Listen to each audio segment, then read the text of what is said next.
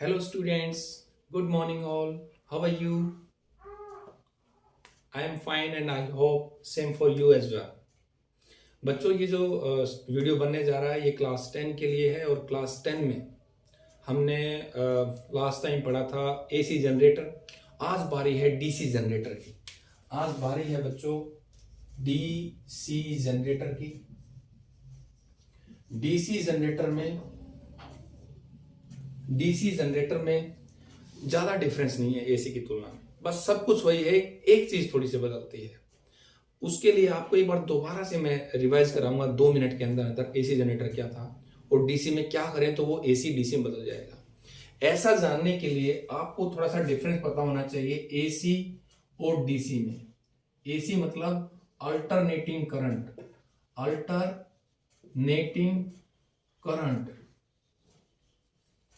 और एक होता है बच्चों डायरेक्ट करंट।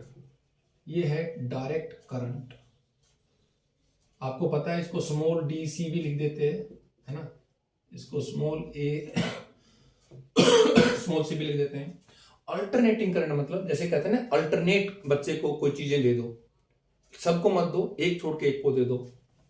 तो अल्टरनेटिंग करंट ऐसे होता है, उसकी डायरेक्शन बदलती रहती है, कभी इधर रहेगा कभी इधर कभी इधर, साइनोसोडल वेव रहती है ना। उसकी डायरेक्शन बदलती है, आप इसमें मत घबराओ। आप समझो कि अल्टरनेटिंग करंट वो इसकी डायरेक्शन बदल रही थी। जैसे पिछली बार हमने देखी थी, क्या देखा था, ये रहा, है ना, ए बी और सी डी साइड थी अपनी, ये रही ए बी सी डी।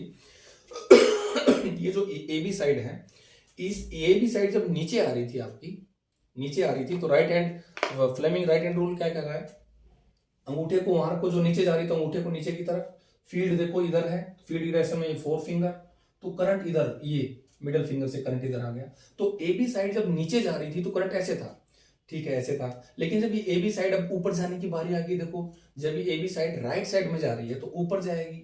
जब ऊपर जाएगी तो इस साइड में कैसे होगा करंट, देखो ऊपर जाएगी तो फिंगर अंगूठा ऊपर जाने की तरह से फोर्स तो ऊपर लग रहा है, देखो अभी ऊपर जा रही है ए बी साइड तो अंगूठा ऊपर, लेकिन फील्ड इधर है तो करंट क्या बताया भाई, अंगूठा ऊपर है, देखो ये ऊपर आ रही है, अंगूठा ऊपर, फील्ड तो उसी तरफ है, मैंने उंगली जो है गलत बदल दी थी बच्चों।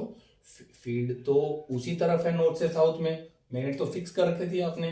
तो अब की बार इस तरफ डायरेक्शन होगी करंट की, यानी कि ए बी साइड के अंदर जब ए बी साइड लेफ्ट की तरफ थी, इस तरफ थी लेफ्ट साइड में आपके, तो करंट इधर जा रहा था और ये ए बी साइड नीचे भी जा रही थी। जब ये ए बी साइड नीचे जाकर के राइट साइड में पहुंच गई तो करंट ऐसे हो गया, देखो ए बी में अब करंट ऐसे, पहले करंट ऐसे था।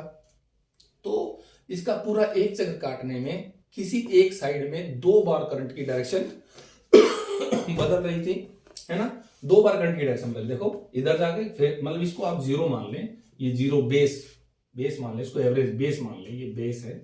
तो इसके ऊपर पॉजिटिव नीचे नेगेटिव, कभी पॉजिटिव कभी नेगेटिव डायरेक्शन बदल रही थी। जबकि डायरेक्ट करंट में ऐसा नहीं होता है। अगर ये जीरो वाला हो, बेस हो, मेन पोजीशन हो, तो उसमें ऐसे फिर ऐसे फिर ऐसे, ठीक है, तो डायरेक्शन नहीं बदलती है। हाँ, मैग्नीट्यूड बदल सकता है, जैसे कई बार इसका अलग भी हो जाएगा, उसको छोड़ो, आप बस इतना ही समझो, जो करंट डायरेक्शन बदलता है लगातार अपनी, उसको एसी बोलते हैं, जो डायरेक्शन नहीं बदलता उसको डीसी बोलते हैं। तो बच्चों एसी में हमने कैसे पढ़ा था, एसी में हमने एक क्वाइल ली थी, वैसे ही क्वाइल हमने अब भी लेनी है। ये मैं यहां से शायद थोड़ा सा रिफ्लेक्शन पड़ता है तो उसको यहां से बदल देता हूं, थोड़ा इधर आते हैं, थोड़ा इस तरफ आते हैं। रिफ्लेक्शन का भी कोई इंतजाम करेंगे बच्चों आजकल में, मुझे पता है यहाँ पे थोड़ा सा रिफ्लेक्शन होता है, I am watching it closely.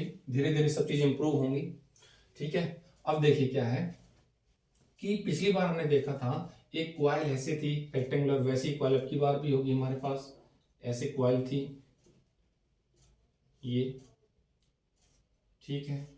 अच्छा, आपने एक तरफ हॉर्स शू टाइप मैग्नेट लगाया था, एन इधर लगाया था, थोड़ा सा ऐसे था, है ना, हॉर्स शू टाइप था, एन एस। तो इसमें क्या था भाई, ये ए, ये बी, ये सी, ये डी था, ठीक है। इसको आपने एक अलग से रिंग लगाया था, किताब में एक कॉन्सेंट्रिक सर्कल्स लगा रखे हैं, चलो कैसे भी समझ लो आप। एक यहाँ पे रिंग लगा रखा है, स्लिप रिंग बोलते हैं, S1, एक इसके साथ लगाया है S2, ठीक है। इनके साथ आपने ब्रशेस भी लगा दिए, एक B1 इसके साथ लगा दिया, B2 इसके साथ लगा दिया, और उसको आपने जोड़ दिया था गैल्वेनोमीटर के थ्रू। ठीक है, ऐसे जोड़ दिया था। ठीक है बच्चों, तो क्या हो रहा था, आपका S1 हमेशा B1 से टच में था, S2 हमेशा B2 से टच में था। तो जब आप इसको ऐसे घुमा रहे थे, ये साइड नीचे जा रही थी, नीचे जा रही थी ऐसे, और फील्ड ऐसे हो गया। देखो ये नीचे जा रही थी, फील्ड ऐसे, तो करंट ए बी में इस तरफ था, तो फिर आपका करंट जो यहां से होते हुए ऐसे B1 से B2 में ऐसे करंट जा रहा था, जब ये साइड नीचे जा रही थी। लेकिन ये साइड हमेशा नीचे थोड़ी जाएगी, थोड़ी सी देर के बाद ये उस तरफ भी जाएगी, जबकि ऊपर जाना शुरू हो जाएगी। जब ये A B side right side में जाएगी बच्चों, तो ऊपर जाना शुरू करेगी। ऊपर जाना शुरू करेगी मतलब ऊपर की तरफ फोर्स लग रहा है। ठीक है, ऊपर की तरफ फोर्स लग रहा है, तो ऊपर जब फोर्स लगाया आपने, तो देखो अंगूठे को ऊपर लगा दिया, फील्ड उस तरफ, तो करंट इधर हो गया। ठीक है, ये ए बी साइड जब उधर गई थी तो करंट इस तरफ हो गया था, मतलब एक साइड में दो बार करंट बदल गया था। वो क्यों हुआ था, क्योंकि आपका S1 जो रिंग था, स्लिप रिंग जिसको बोल रहे थे, वो B1 के साथ टच में था हमेशा, S2 B2 के साथ टच में था।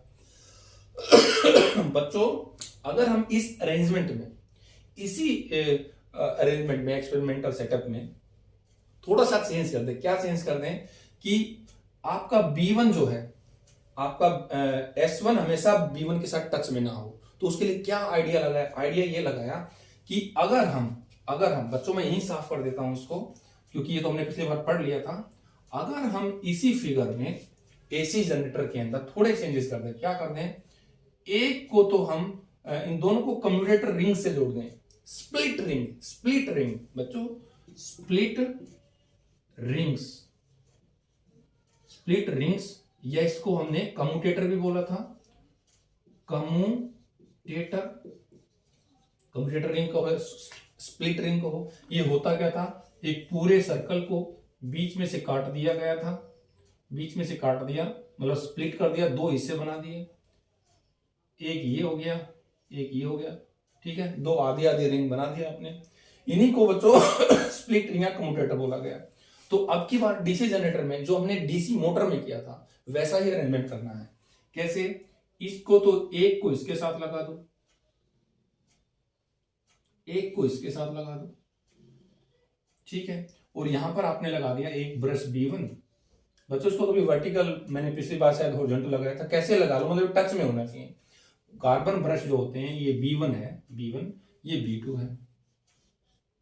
ठीक है, ये गैल्वेनोमीटर के थ्रू एक दूसरे से जोड़ दिए, ये एक्सटर्नल सर्किट हो गया। ठीक है, इसको B2 बोल दिया। B1 क्या है, कार्बन ब्रश है, कार्बन ब्रश।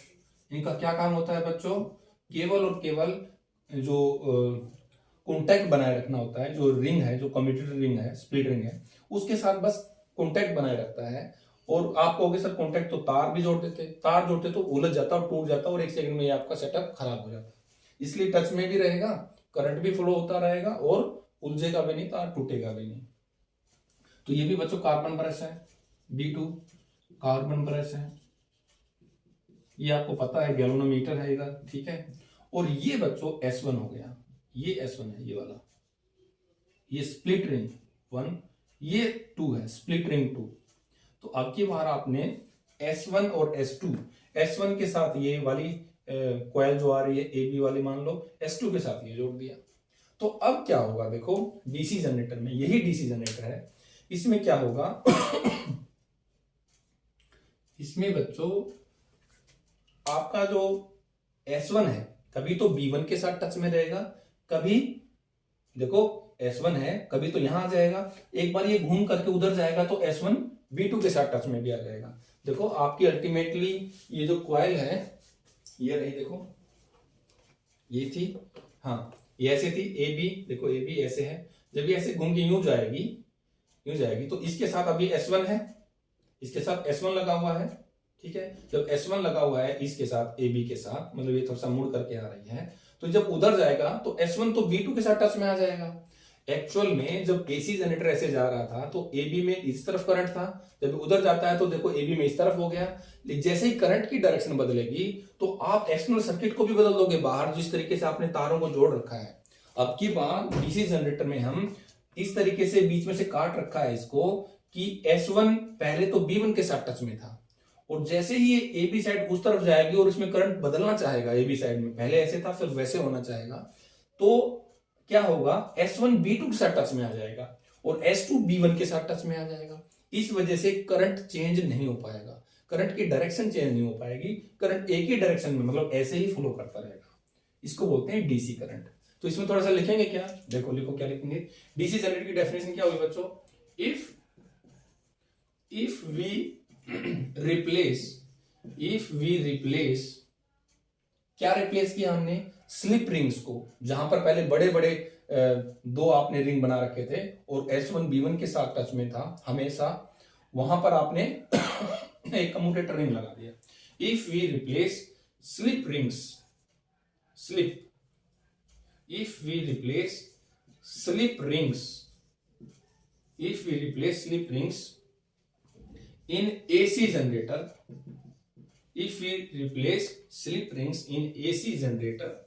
AC जनरेटर में जो स्लिप रिंग थे by commutator, if we replace slip rings in AC generator by commutator, then we get DC generator. तो हम DC जनरेटर प्राप्त करते हैं, मतलब वो AC जनरेटर DC में बदल जाता है। ठीक है बच्चों, ये डेफिनेशन हो गई। अगर आप स्लिप रिंग बच्चों पूरे बड़े बड़े सर्कल थे जो हमेशा देखो मैं बना दूं, जो आपके स्लिप रिंग थे AC में ऐसे था, एक वायर के साथ ये आया, एक ही आया, ऐसे लगे हुए थे। इसको आपने S1 बोला था, इसको S2 बोला था। यहां पर आपने कोई वैसे ब्रूस जो आपकी बार मैंने ऐसे बना दिया, कोई फर्क नहीं है। ये B1 है, ये B2 है, और ये आपके ऐसे जुड़े हुए थे गैलोमीटर के थ्रू। ठीक है, तो हमेशा S1 B1 से, S1 B1 के साथ, S2 B2 के साथ ऑलवेज रहते थे, हमेशा ऐसे ही लगे रहते थे बच्चों। ठीक है, S1 हमेशा B1 के साथ रहता था, S2 हमेशा B2 के साथ रहता था। लेकिन अब ऐसा नहीं है। अब क्या किया हमने, S1 कभी तो B1 के साथ लगेगा, जब ये घूम के उधर जाएगा तो S1 B2 के साथ टच में हो जाएगा। उससे क्या होगा, जो करंट की डायरेक्शन बदल रही थी वो बदलेगी नहीं और आपका करंट एक ही डायरेक्शन में फ्लो होता रहेगा। तो इस चीज को थोड़ा सा लिखें क्या, इस चीज को लिख लेते हैं कैसे, डायग्राम में पढ़ा देते हैं, ये साफ कर लेते हैं। इसमें क्या लिखेंगे,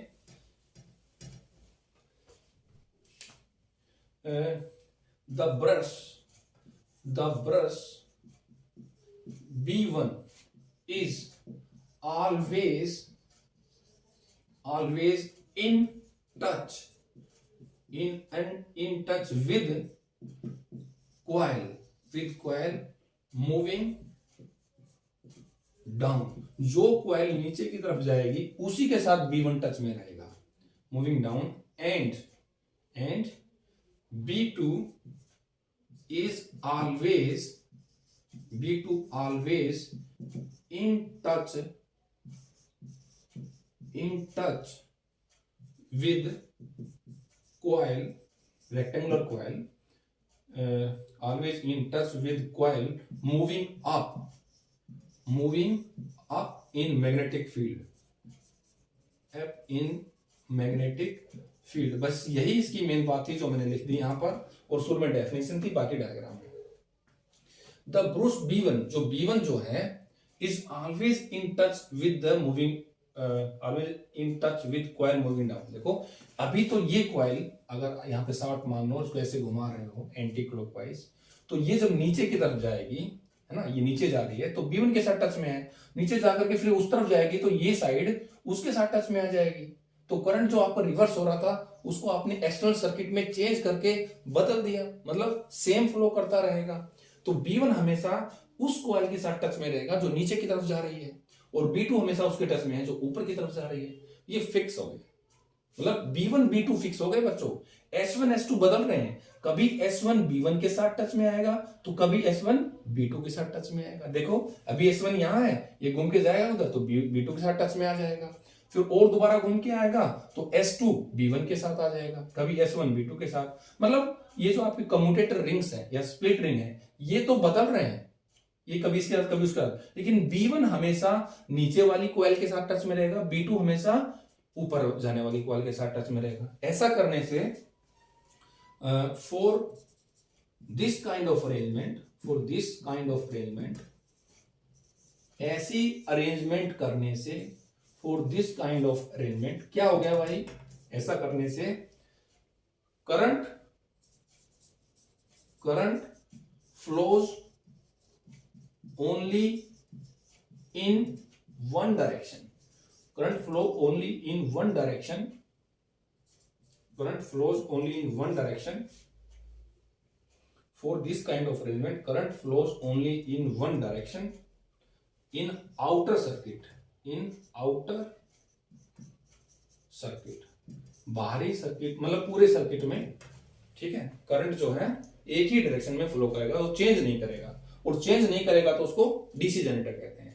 तो बच्चों यही था इसमें, और ज्यादा कुछ नहीं है। अगर कोई डिफरेंस पूछे तो आप यही कहोगे, एसी जनरेटर में अगर आप स्लिप रिंग्स की जगह स्प्लिट रिंग लगा दें, स्लिप देखो ये तो स्प्लिट है, स्प्लिट मतलब जैसे स्प्लिट कर दिया, काट के दो हिस्सों में तोड़ दिया, एक स्प्लिट रिंग हो गया, और पहले था स्लिप रिंग, स्लिप पूरे बड़े बड़े रिंग थे, है ना। तो आपको क्या कहना है कि अगर हम एसी जनरेटर में स्लिप रिंग की जगह स्प्लिट रिंग या कम्यूटेटर ले आए तो एसी जनरेटर डीसी में बदल जाएगा। क्यों?